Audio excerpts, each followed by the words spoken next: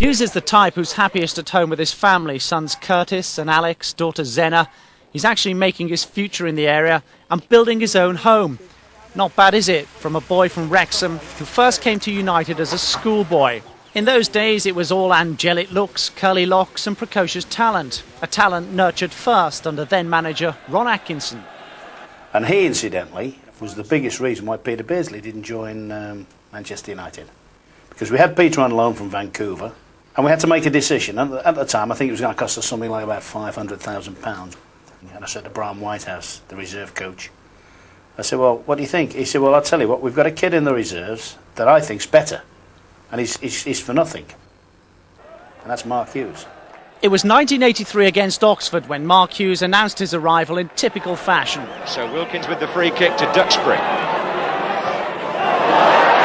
And Hughes came in! And what a start for him!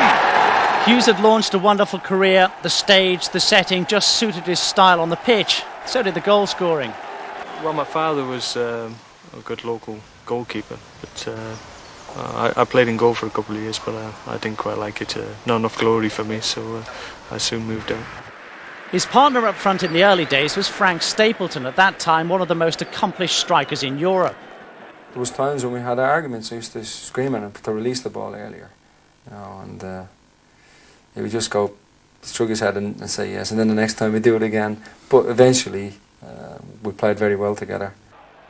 Robson showing his luck away on the left here, and the pass finding Stapleton.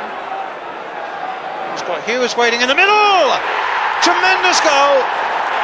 Stapleton looks up for the right ball, picks out Hughes! Oh, that was the right ball, brilliant! Brilliant goals and the famous Hughes temper, an explosive package that's made him a darling with the fans. Sparky wears his heart on his sleeve, with Manchester United pumping through his veins. Confrontational part of the game is a part of the game I enjoy. I mean, it's two teams battling against each other, and that's part and parcel of it.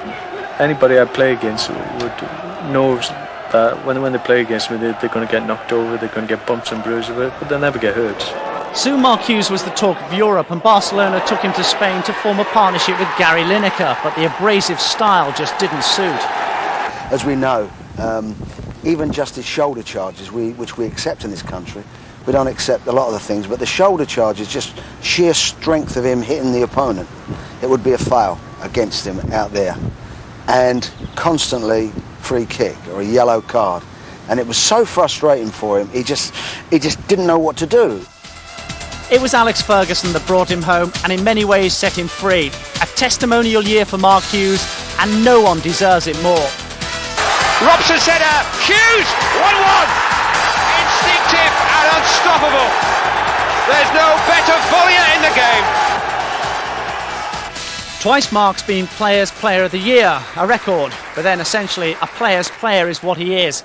He's also a man for the big occasion, none bigger than the Cup Winners' Cup final against Barcelona in Rotterdam, a goal that had Mark Hughes written all over it.